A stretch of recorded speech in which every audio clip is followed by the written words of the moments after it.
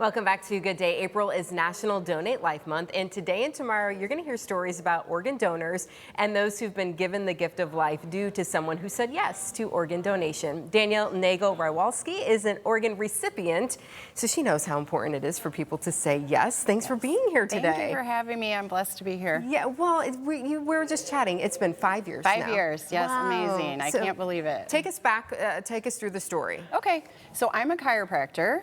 So I talk about health, think about health. I had a healthy lifestyle, and it was the day before Halloween, and I just woke up really yellow. So when your liver's failing, bilirubin builds up, and you kind of get that Marge Simpson glow.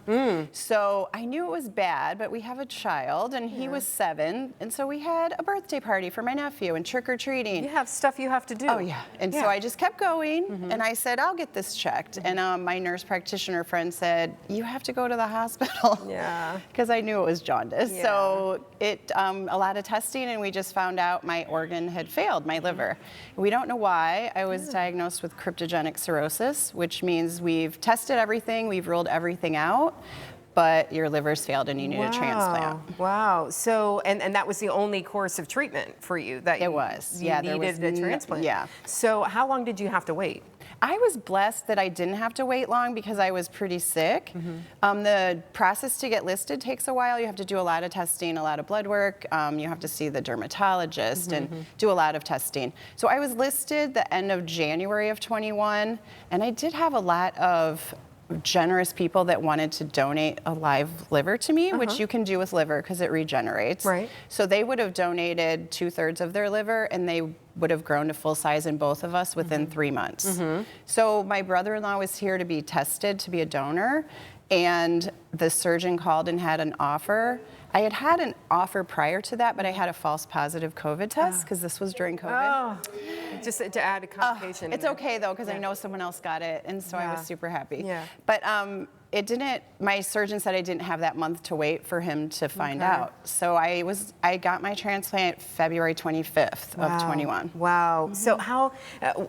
You got out of the hospital only 4 days later or something? Yeah, I was supposed to be in Cleveland for 6 weeks. They like you to stay there, and you do have to do blood work twice a week for 6 months. So they want you to be there and do liver clinic.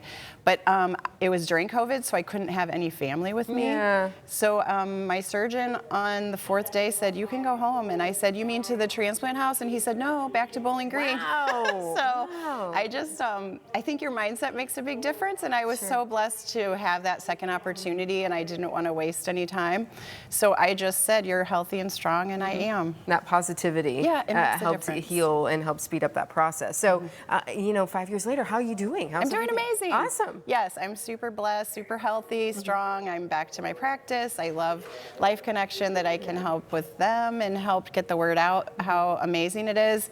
I'm so honored and humbled that someone signed up so that I could be here. Yeah. I mean, because as you said, this was the thing you needed. It wasn't, I can do this medication or go this route for treatment. You needed that transplant. Yeah, and 1 in 5 people do die on the liver transplant list because they don't receive a transplant, so it's very important.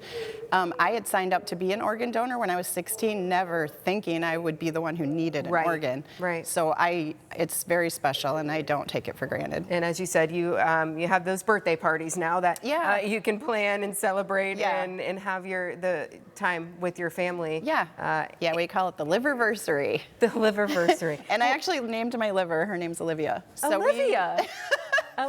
We named her before fantastic. we ever met her and got her. So, yes. But what would you tell people who are watching at home who are saying, I don't know, I'm kind of on the fence. How would you encourage them to? I would just encourage them to just be a donor. You can be a hero at the end of your life and help bless so many other people. And I'm very grateful, and I'm just using this time to hopefully bless other people. Right. And your kids and family, I imagine they're all very, happy. Yes, for sure. Our son is 12 now, and so we're very blessed, and we love to volunteer and just don't take anything for granted. Life is so beautiful and fragile, but beautiful, and we're definitely blessed to be here and hopefully help others. And you mentioned Life Connection too, and what they do to help support families, and that's both for donor and recipient families too. So you have that support system there when you inevitably have questions or Yes, no, challenges. they're incredible. They're amazing, and they do so many things. And I'm teary. My son didn't want me to cry on camera, so. But just all the stories and hearing Tammy's story and the donor families, it always just blesses me, and it's incredible what they do and what Life Connection does. So if you want to get some more information, again, lifeconnection.org, the address right there on the bottom of your screen, and you can register to be a donor on there as well. It's all right there for you. Well, it's great to see you again. Yes, thank you. And that everything is going well. Yes. Thanks for being here today. Yes, thank you so much.